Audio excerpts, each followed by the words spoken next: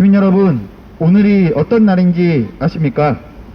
대다수 분들이 모르고 계실 수도 있습니다. 오늘은 국가보안법이 제정된 지 73년이 되는 날입니다.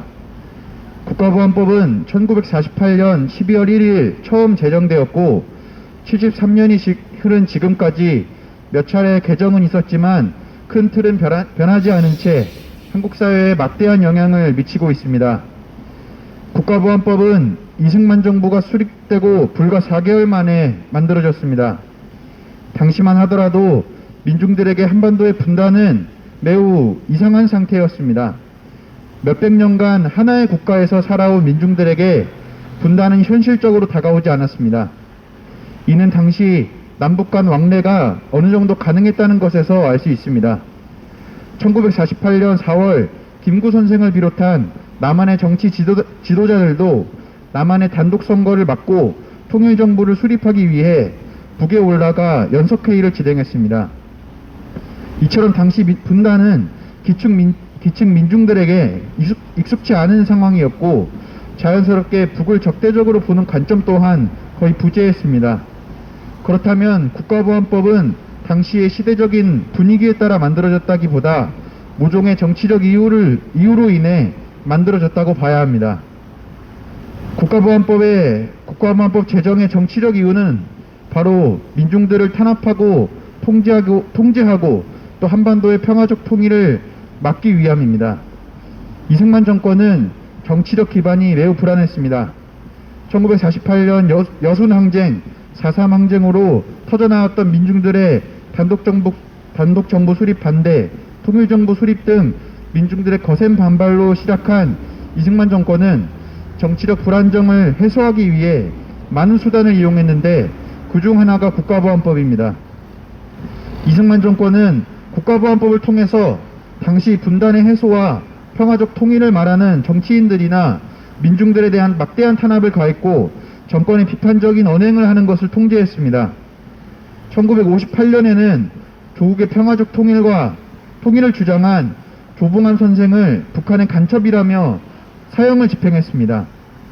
이승만 정권의 폭정으로 민중들은 이승만 정권에 반대하는 투쟁을 진행했지만 그럴 때마다 이승만 정권은 국가보안법을 무기로 민중들을 탄압했습니다.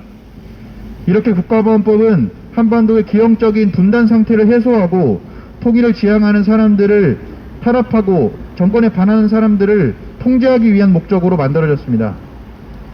이렇게 민주주의를 파괴하기 위한 목적으로 만들어진 국가보안법은 73년간 한국 사회에 매우 큰 악영향을 미쳐왔습니다. 일각에서는 국가보안법이 사문화되었다고 말하지만 국가보안법이 존재함으로써 우리는 우리의 인식, 사고체계를 스스로 검열하게 되고 더 나은 사회를 위한 진보적인 주장이 왜곡됩니다. 유럽 국가들에서는 사회주의를 지향하는 정당이 대중 정치 세력으로 존재하고 있음에도 불구하고 한국 사회에서 사회주의에 대한 언급을 하려면 엄청난 용기가 필요합니다. 세월호 참사 진상규명과 책임자 처벌을 외치면 빨갱이라는 이야기를 들어야 하고 한반도의 평화를 파괴하는 사드 배치 반대나 또 한반도의 평화를 파괴하고 한국의 주권을 침해하고 있는 그리고 또 미국의 자국의 이익을 위한 주한미군 주둔 철수를 이야기하고 나아가 한미동맹의 예속성에 대해 이야기하면 북한이나 가라는 말을 들어야 합니다. 이같이 비민주적인 상황들이 발생하는 근본적 배경에는 국가보안법이 있습니다. 그래서 진정 한국 사회가 민주국가가 되기 위해서 그리고 미국의 간섭에서 벗어나 진정한 자주국가가 되기 위해서는 국가보안법이 폐지되어야 하는 것입니다. 더군다나 국가보안법은 현재 한반도의 상황과 맞지도 않습니다. 국가보안법은 기본적으로 북을 정식 국가로 인정하지 않습니다. 때문에 북을 정복의 대상, 전쟁의 대상으로 봅니다.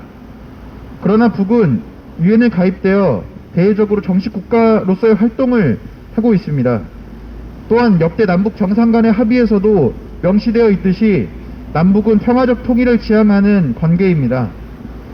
남북 간의 전쟁은 한반도에 살아가는 우리들의 생명을 모두 앗아갈 수 있는 결코 일어나서는 안 되는 일입니다. 국가보안법은 대결과 전쟁을 추구한다는 점에서 평화를 지향하는 역대 남북 간 합의들 그리고 민중들의 열망과 전혀 맞지 않습니다.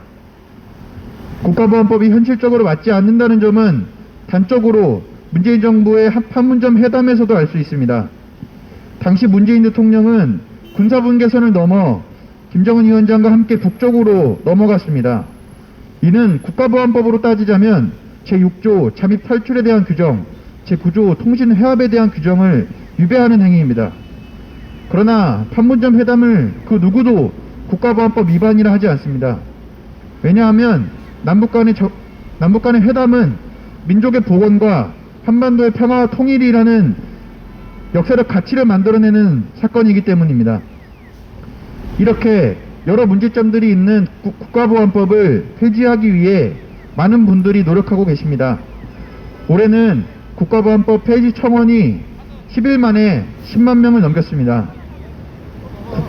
국가보안법 폐지에 대한 민중들의 염원이 여실히 느껴지는 일입니다. 그러나 국회는 5개월 동안 논의를 하지 않더니만 결국 2024년 5월 24일 21대 국회가 끝나는 날까지 심사 기한을 연장했습니다. 국가보안법 폐지에 대한 민중들의 열망을 여실히 거부한 것입니다.